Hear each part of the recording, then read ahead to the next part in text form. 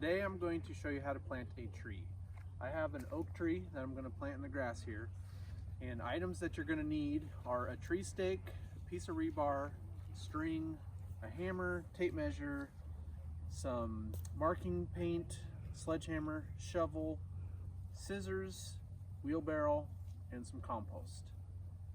And what I'll start with is digging the hole is one of the most important parts of doing this. You want to make the hole bigger than your root ball and deeper so you can add in soil, loose soil, so the roots of the tree are able to spread easier and make the tree grow better. So what we'll do first is measure the root ball of the tree, and we're roughly 26 inches. So I'm going to add 6 inches to each side. So we got 32, 38 inches. And then the middle of that would be 19.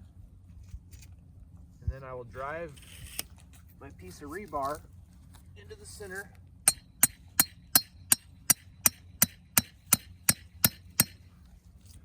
And then 19 inches of string.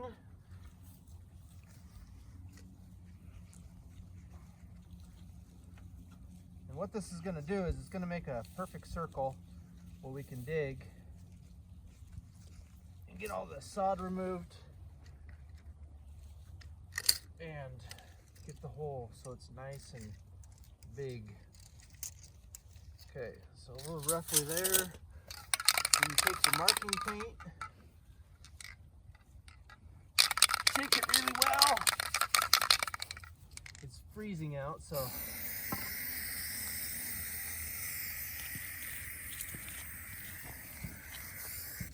okay, so there we have our perfect circle.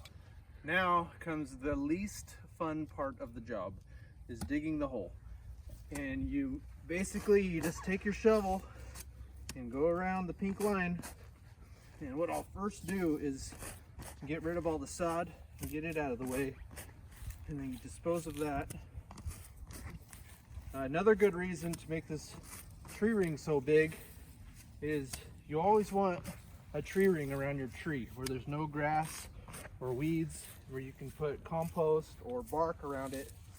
Helps the tree to keep the moisture. It's not competing against the grass or any of the weeds with moisture. And it also, when people are mowing the lawn, keeps them from damaging the tree or the string trimmer. And I'll just go ahead and get this hole finished, and we're going to dig it down and we'll go from there.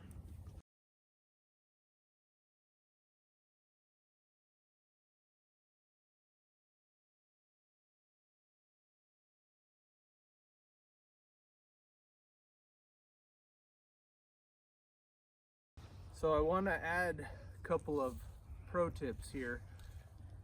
It's really nice to have a tarp or something on the ground that you can put your dirt on, because if you look at this root ball and it goes there, there's going to be a lot of extra dirt left over.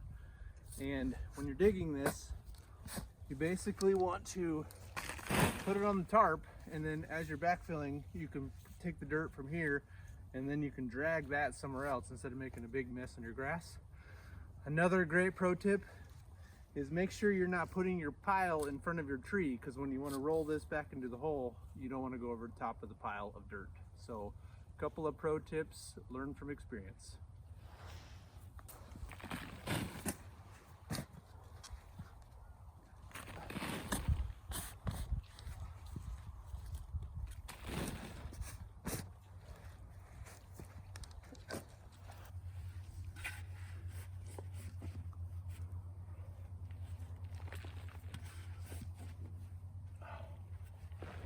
All right, so this is about 28 inches deep here.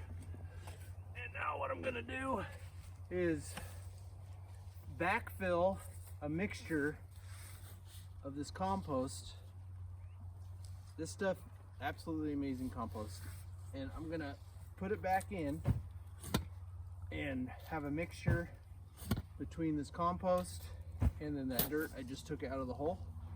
And this is just gonna put a lot of organic material back into this hole, help the tree to retain some moisture and be able to pull some nutrients out of this and just make the tree healthy.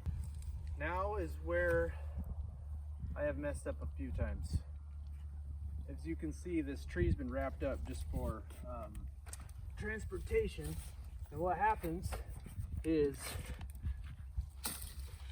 you will plant this tree and it's too tall for you to reach, so then you got to get a ladder and cut the string off. So it's important to get this before you put it in the ground. We'll get this piece of bamboo off of here. That helps the tree stay upright. And as we do this, the branches will kind of open up a little bit. And as time goes on, these branches will flatten out. Next year when they get some leaves on them and get some weight to them, they will be just fine.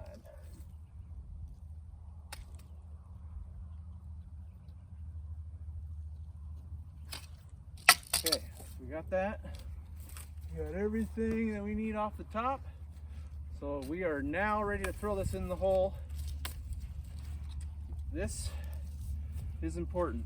This is where you want to have your depth correct, because once this tree gets in the hole, this thing's heavy, and getting it back out to get the right depth is going to be difficult. It's a job that can be done by yourself, and I always like to leave this twine on because it helps you be able to manipulate it, and you're basically, without breaking your tree, you're going to roll this. It's kind of one of those things, you just have to see how it's going to fall, and then as you do it, you're going to twist it in there. And as you can see, I'm way too low. What happened there? Well, I boo-booed. I don't know what happened. I thought I measured 3 times. It's about 2 inches too low. So when this happens, thankfully we've got troops here to help. So I brought in reinforcements, and we're going to lift this thing out back onto the grass, and then add 2 to 3 more inches and try it again. So we're gonna each grab a twine.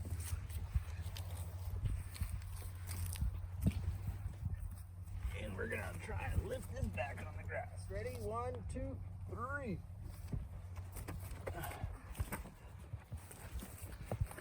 All right. Shoes stuck. Okay, a little more.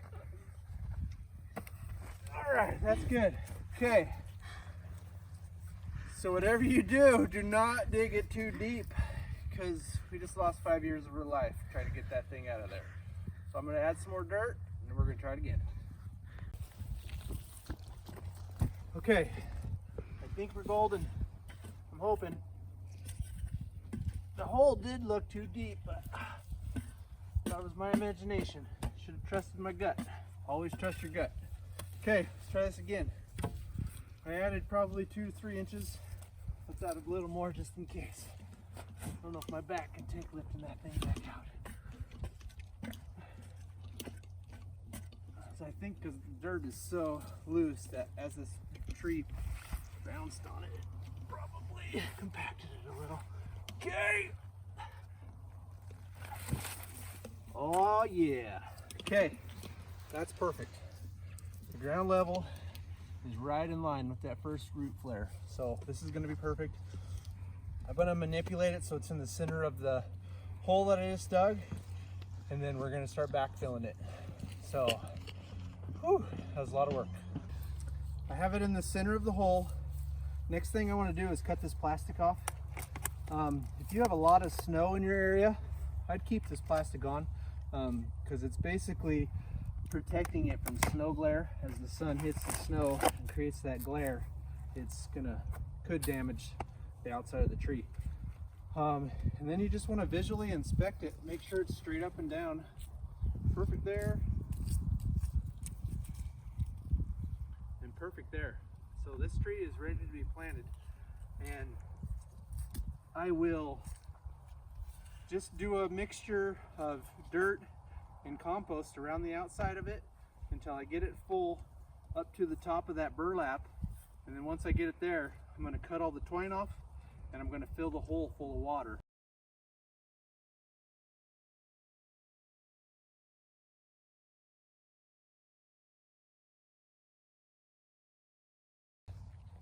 Okay, we have the tree staked, it's watered in. It's taken quite a bit of time to let that water dissipate into the ground. So I went ahead and put the tree stake in, drove it in. The wind predominantly is blowing this direction, so you want your stake that direction to keep the wind from blowing it over. Is a stake necessary? I don't know. With a tree this size, probably not. But I just wanted to be straight and not blow over, so I went ahead and put it in. Used tree tape to keep it to the pole, and then now what I have to do is cut the twine off.